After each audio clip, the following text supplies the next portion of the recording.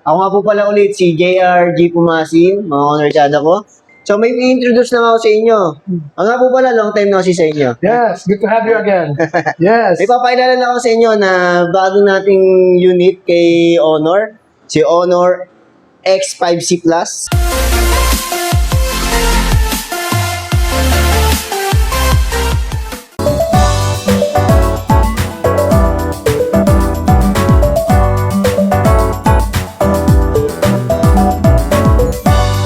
Yeah. Yan, medyo nakakabulol lang siya bagitin. Oh, yeah. Pero, Yan ang presyo Yan. talaga niyan, ha? yes, 6,999. Yes. Worth of 6,999 na naka 8 gigaprom then 128 gigaprom internal storage. Then, screen size niya is 6.74 na rin po siya. Yan, naka 90 Hz display na rin po siya. Then, yun, 5,260 milliampere long-lasting battery na rin yung kanyang battery. Okay. Yan eh, entry level. Yes po, So, entry level. basic lang ang use niyan. Basic Oh. lang po. Pero may mga ibang features ba yan? AI, for example? Yun.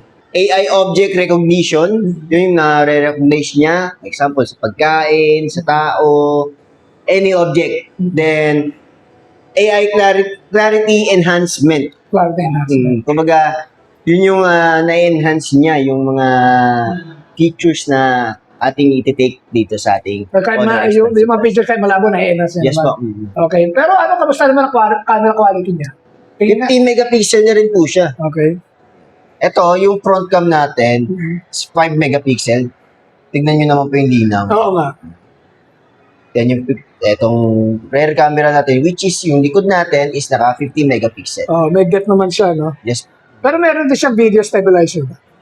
Wala po. Wala siyang video stabilizer. Pag ganitong mga price range po natin is wala tayong mga stabilizer. Wala namang stabilizer. Okay. Then sa tibay, Hmm. tibay sa matibay pa rin siya. Tatak Sa honor. gawang tatak honor talaga natin yan. Okay, so yan ay mabibili sa halagang 6,999. Okay, so yun, pwede ka na mag-invite dito siguro sa Honor Store. So, yun nga po, no?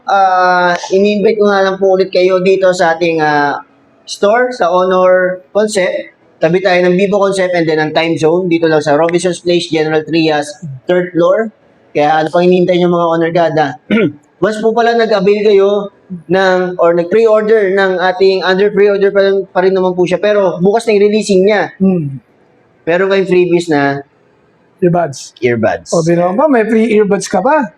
Oo, Low end lang, pero earbuds na yung Oo. freebies natin. Di ba? Magkano yung ganyan, di ba? Mm. Oo, yan. Okay, so ito yun si Honor X5C Plus. Yes po. O, bakit Plus? Wala pa bang mas mababa? Plus ito na talaga to. Opo, yan lang. Okay, basinin lang natin itong likod niya. No? Made of plastic naman to, pero okay na to.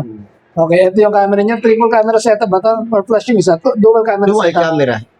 So yun, wala siyang And, nga po pala, yung ano niya, processor niya po pala is MediaTek Helio G81 na rin Okay. po siya. Then, naka Magic OS 9.0 na rin po yung kanyang OS niya, operating system.